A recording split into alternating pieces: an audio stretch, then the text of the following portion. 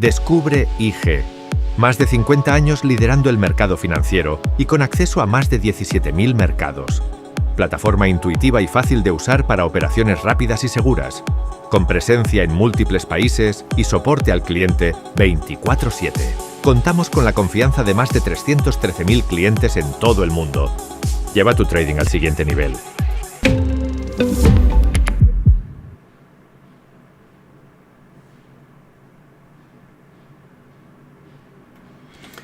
Hola, ¿qué tal? Soy Pablo Gil, bienvenidos a este nuevo radar donde vamos a hablar de los últimos datos que se han publicado en la semana pasada, en la situación geopolítica, la situación en torno a la guerra comercial y analizaremos, como es lógico, lo que está pasando en los mercados y cómo se está tomando el inversor las nuevas informaciones. Bueno, en primer lugar, en Estados Unidos hemos tenido una revisión del PIB del segundo trimestre al alza hasta 3,3% desde el 3%, apoyado en un consumo real que en julio se ha notado su mejor mes de los últimos 4, con un más 0,3%. Entre tanto, el dato de inflación del PCE, el Personal Consumption Expenditure, se mantuvo estable en 2,6%, pero a nivel subyacente subió una décima, de 2,8 a 2,9. La actividad económica sigue siendo robusta, como podéis ver, y aunque se detecta cierto enfriamiento en el mercado laboral, va a ser crucial lo que ocurra este jueves y viernes con los datos de mercado de empleo para saber cómo se posiciona la Fed. Ya sabéis que en la reunión de Jackson Hole, Powell dio una señal relativamente clara de que podría o pensaba recortar 0,25% las tasas de interés. El mercado incluso descuenta que en diciembre volverá a hacerlo y va a ser muy importante los datos de este viernes para saber si la Fed retocará un poquito a la baja los tipos de interés o si realmente se va a abrir un ciclo de bajadas algo más persistente en el tiempo. Como digo, el mercado está muy sobre la idea de bajadas en septiembre, en diciembre y el año que viene, con lo cual veamos este dato de empleo con mucho cuidado porque podría decantar la situación entre una postura dovish o una postura simplemente de ajuste ligero a la baja de un 0,25 exclusivamente. ¿Cómo se está tomando esto el mercado? Bueno, yo creo que la bolsa americana sigue muy aguantada, como podéis ver, generando sistemáticamente máximos crecientes y mínimos crecientes, pero tenemos señales de divergencia bastante acusadas en términos de RSI, estocástico y cualquier otro oscilador realmente que utilicemos. Pero mientras no veamos una pérdida de los 6.340 puntos es muy temprano para hablar de fases correctivas. Si se llegase a romper 6.340 puntos es muy probable que nos movamos hacia los 6.150, 6.200, donde surge la antigua área de máximos alcanzada, como sabéis, en los meses de diciembre y principios de año, y donde también tuvimos un retesteo reciente a principios de agosto. Septiembre evidentemente es un mes que aglutina el peor comportamiento bursátil históricamente, con lo cual las señales de agotamiento con esas divergencias y la posibilidad de tener correcciones tras un movimiento claramente potente desde abril de este año, pues abren la expectativa de que no sería raro si viésemos al mercado corregir, pero como digo, primero tiene que romper 6.340, eso habilitaría recorridos hacia los 6.150 y todo ello no sería más que una mera corrección a priori de un gran movimiento alcista en el que hemos estado inmersos. En el caso del Nasdaq 100, la situación también denota estabilidad. Llevamos un tiempo prácticamente desde principios de agosto sin avanzar, donde se aprecia incluso una secuencia de máximos ligeramente a la baja, pero todavía con mínimos ascendentes, lo cual genera esta estructura tipo triángulo simétrico y por donde rompa va a ser clave. Si lo hace al alza retomaríamos la tendencia, si por el contrario acaba rompiendo la directriz en torno a los 23.100 puntos a la baja, lo que haría es abrir una corrección hacia niveles de 22.000, que de nuevo sería una situación similar a la del SP, pondría a prueba todos los techos que llevamos observando desde finales de 2024 y que han sido también techos importantes en febrero y en junio. Por tanto, movimientos incluso rompiendo este soporte hacia esta zona son correcciones sanas a priori que encajaría muy bien con esa ciclicidad de debilidad que normalmente apreciamos en el mes de septiembre en las bolsas.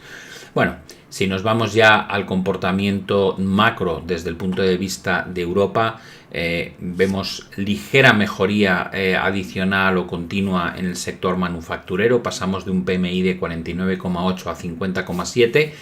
La inflación que se ha publicado hoy mismo, correspondiente al mes de agosto, pues repunta del 2 al 2,1%, mientras que la subyacente se mantiene estable en el 2,3%. Esto quiere decir que en el caso del Banco Central Europeo tiene muy controlada la situación. El objetivo del Banco Central a largo plazo es el 2%. Estamos rozando esos niveles.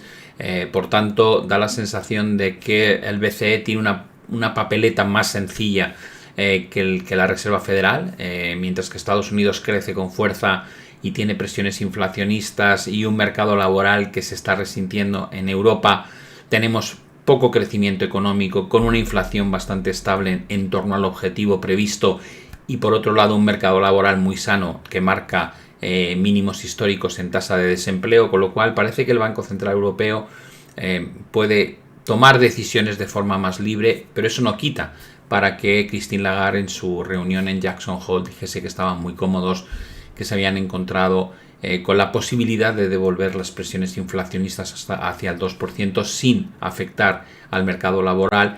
Y ahora mismo yo creo que los inversores están trabajando con una expectativa de que no hay ninguna prisa en mover los tipos de interés en septiembre, y que siempre podrá hacer el ajuste más adelante si hace falta.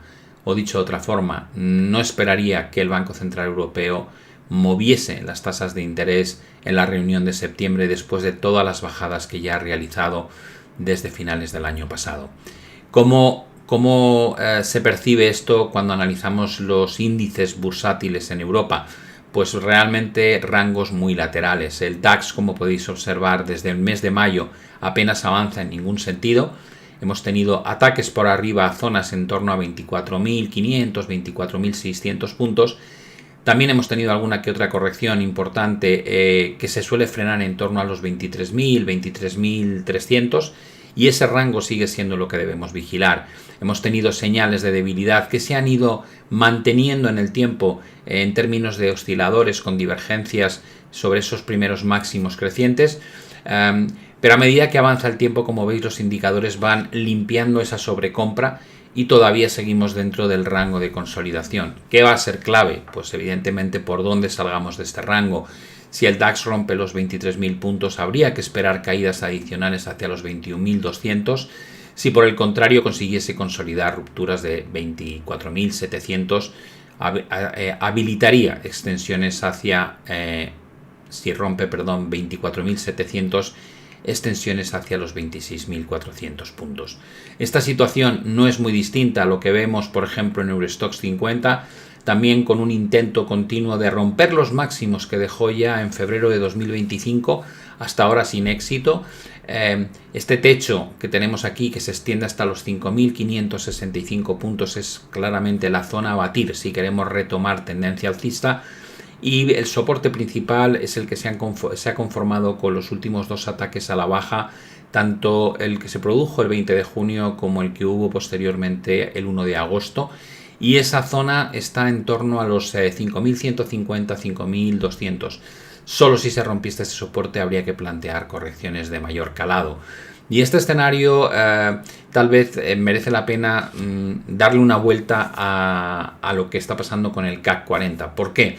Porque como todos sabéis, en Francia hay una moción de confianza para el 8 de septiembre que podría hacer que el primer ministro francés cayera y tal vez incluso provoque una situación compleja en la presidencia de Macron. Francia tiene una situación económica muy tocada, muy endeble, con un endeudamiento que hace dudar sobre la viabilidad financiera del país.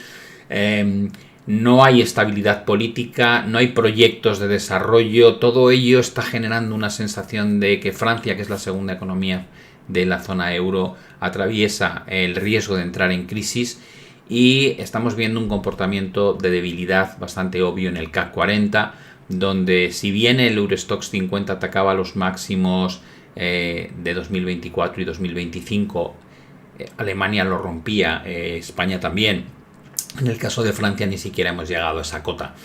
Estamos en un rango que merece la pena vigilar. Si se llegase a perder los 7.500 puntos, hay que prepararse para correcciones hacia 7.000, 7.100. Solo la superación de 8.000 nos permitiría trabajar con revisitar la zona de máximos en 8.200. Probablemente podemos utilizar el CAC 40 como canario en la mina. Es donde se concentran buena parte de los problemas ahora mismo en Europa y donde el 8 de septiembre podríamos tener un efecto de volatilidad extremo que permita ver correcciones de mayor calado.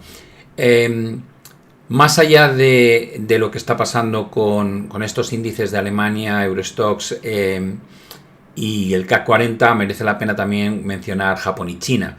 En Japón los datos siguen siendo flojos, el consumo baja a 0,3 respecto a 1,5% que se esperaba y la producción industrial ha salido menos 1,6, se esperaba menos 1,1. Por tanto, dos datos claramente por debajo de las expectativas, aunque la tasa de desempleo sigue siendo de derribo, 2,3%, veníamos del 2,5%. En Japón se dice muchas veces que se da la circunstancia de que prácticamente trabaja todo aquel que quiere porque hay muy poca inmigración y por tanto apenas es fácil encontrar mano de obra para cubrir los puestos de trabajo que se generan. El gobierno se enfrenta al problema del encarecimiento de la deuda pública. Ya sabéis que en Japón llevamos hablando mucho tiempo de que el coste de financiación a largo plazo se está disparando a pesar de que las subidas de tipos han sido pues prácticamente minúsculas y la última subasta pues pone esto de manifiesto. Perdonadme. Hemos visto cómo en la subasta a 10 años el gobierno ha tenido que pagar 1,61% frente a la última colocación en la que tuvo que pagar 1,46%. Japón es el país más endeudado del mundo y la evolución del coste de financiación a largo plazo evidentemente es una preocupación. Por el lado de China hemos tenido solo un dato de PMI compuesto que mejora ligeramente de 50,2 a 50,5 y todo se debe a el repunte que se encuentra en el sector servicios. ¿Cómo ha evolucionado la bolsa china hasta este momento? Bueno, la verdad es que muy estable. Cerca de la zona de resistencia, llevamos tiempo comentando que China tiene que romper la cota de los 9.300 puntos para probablemente habilitar extensiones hacia los 10.000 y la directriz que une todos los máximos crecientes. De momento la secuencia de mínimos sigue siendo muy sana, pero llevamos sin batir estos máximos desde el mes de marzo y es necesario romper esto para ver la siguiente fase impulsiva que nos podría llevar a una gran directriz bajista que realmente lleva vigente desde el año 2007. ¿Qué merece la pena mencionar desde el punto de vista de situación geopolítica y la guerra arancelaria? Bueno, como sabéis, se está librando ahora mismo un evento que es muy importante, que es la Organización de Cooperación de Shanghái en China, la OCS. Y es importante porque estamos yo creo que en una batalla geopolítica de gran dimensión entre Occidente y lo que representaba antes el poder, que Estados Unidos con Europa y con Japón, y de repente surge el grupo de los BRICS, Brasil, Rusia, India, China, Sudáfrica y los países que se han anexionado a los BRICS, que representan un porcentaje muy grande, como un 25% del PIB mundial, pero casi la mitad de la población mundial, y es como una lucha de poderes, ¿no? En plena guerra arancelaria de Donald Trump, lo que está ocurriendo en esta reunión del otro bloque de fuerzas del mundo es unas alianzas que muestran los cambios que se están produciendo, ¿no? Estábamos en plena ola de presión de Occidente contra Rusia y vemos cómo Putin logra un avance crucial en su estrategia energética hacia Asia, que puede servir perfectamente para sustituir a Europa como cliente principal.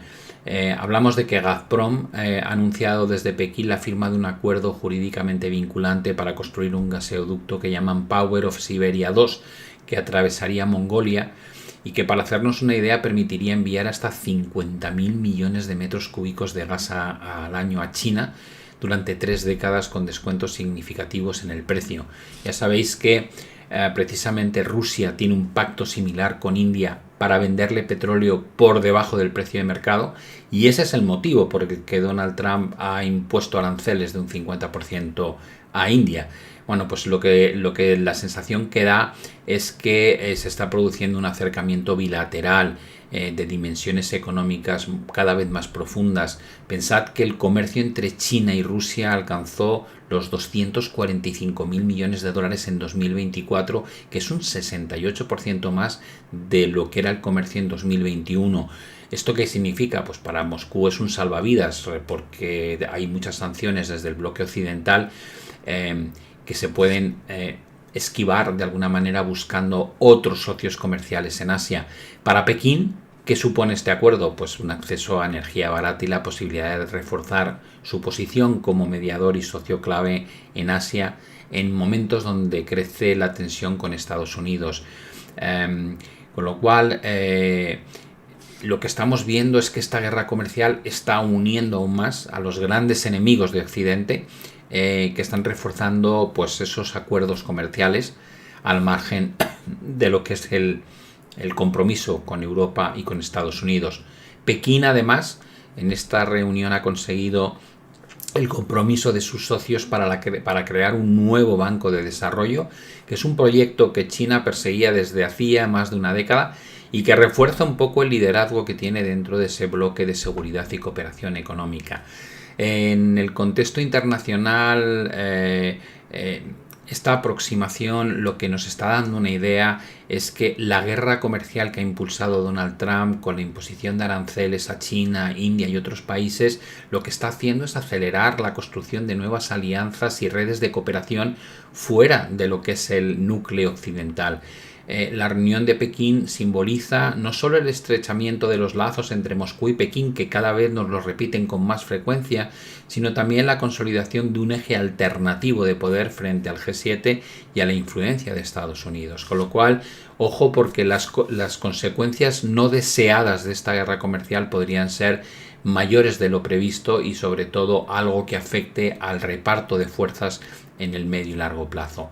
Por otro lado, en Oriente Próximo hemos visto cómo aumentan las críticas internacionales contra los ataques que lleva a cabo Israel tras el bombardeo del hospital el 25 de agosto, en el que han muerto al menos 22 personas y entre ellos 5 periodistas.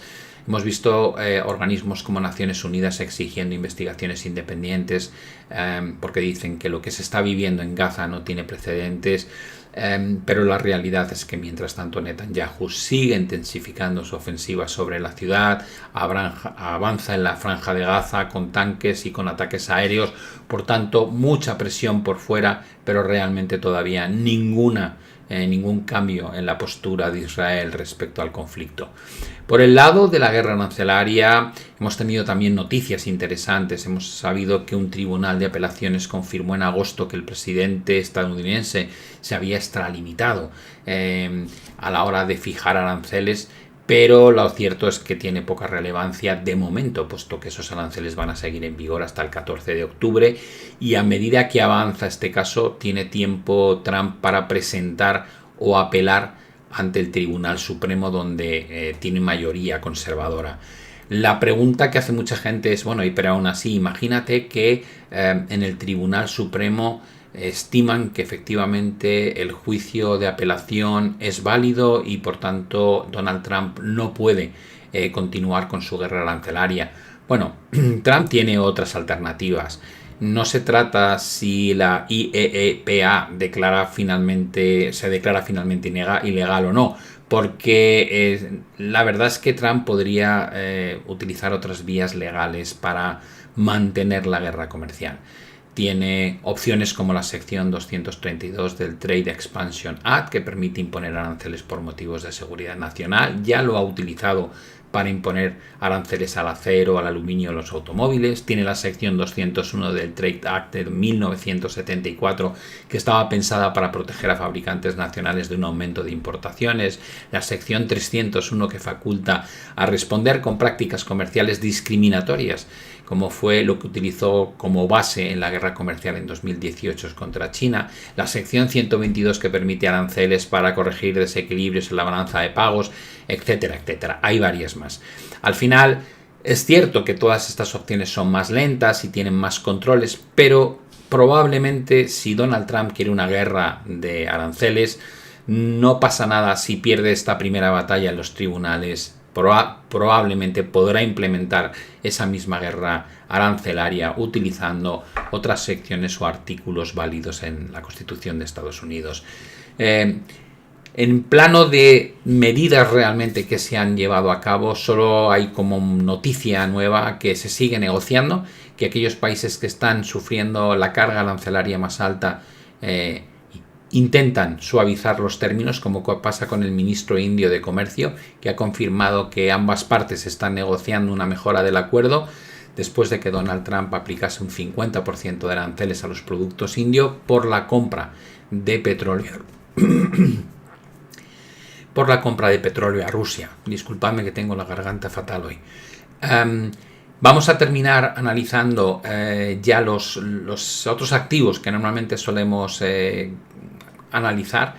En primer lugar, el euro dólar. No se ha movido prácticamente nada, como podéis observar, desde principios de agosto, pero se mantiene intacta la directriz que une máximos decrecientes y el soporte en torno a los 11.586 puntos sigue siendo crucial.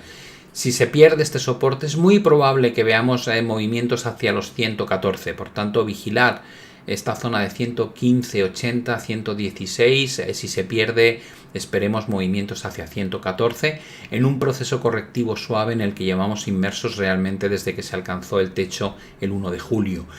Por el lado del comportamiento de materias primas, estamos viendo un ligero repunte nuevamente por parte del petróleo dentro de una gran estructura que no cambia, este canal descendente que, como veis, lleva vigente prácticamente desde los máximos de septiembre del año 2023. Por el lado de el oro, atentos al ataque a la zona de máximos históricos. Si rompiese, consolidase finalmente superaciones de 3.500 puntos, podría dar lugar a retomar la tendencia después de un periodo que prácticamente ha sido lateral desde el 22 de abril. Así que muy atentos a posibles rupturas aquí del oro que nos podrían llevar a los 3.850, 3.900 puntos. Y ya por último tendríamos la plata que ha alcanzado el objetivo de la proyección de su rango lateral que comentábamos. No quiere decir que no pueda seguir subiendo, pero evidentemente ya tenemos la proyección completada de todo este movimiento lateral previo. Ahora mismo la zona siguiente de resistencia en la plata nos llevaría a fijarnos en los máximos históricos en torno a los 50 dólares por onza. Y por el lado de las criptomonedas tendríamos Bitcoin, que amaga perder una zona de soporte importante, y eso podría abrir expectativas de correcciones hacia cotas un poco por debajo de los 100.000, en torno a 95, 96.000, salvo que recupere rápidamente este soporte. Creo que es el escenario que tiene más sentido. Y luego en el caso de Ethereum hemos visto cómo a nivel semanal se ha confirmado una vela tipo envolvente bajista justo cuando atacaba los máximos históricos. Tanto en Bitcoin como en Ethereum ahora mismo hay algunas señales de debilidad que podrían justificar pues ciertas rotaciones hacia cotas algo más bajas. El primer soporte en Ethereum a vigilar se encuentra entre los 3.850 y los 4.100 puntos, y si se perdiese este suelo es cuando podríamos ver correcciones algo más significativas.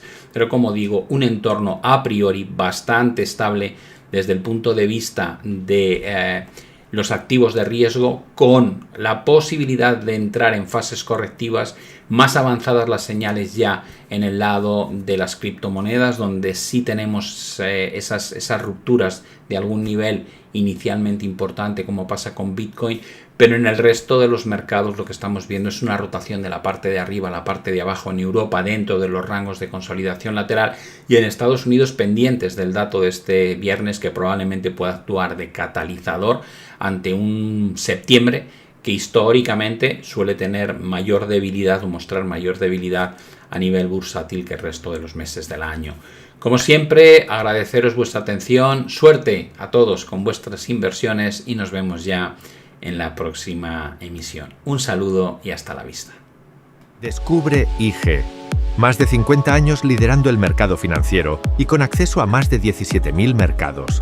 Plataforma intuitiva y fácil de usar para operaciones rápidas y seguras. Con presencia en múltiples países y soporte al cliente 24/7. Contamos con la confianza de más de 313.000 clientes en todo el mundo. Lleva tu trading al siguiente nivel.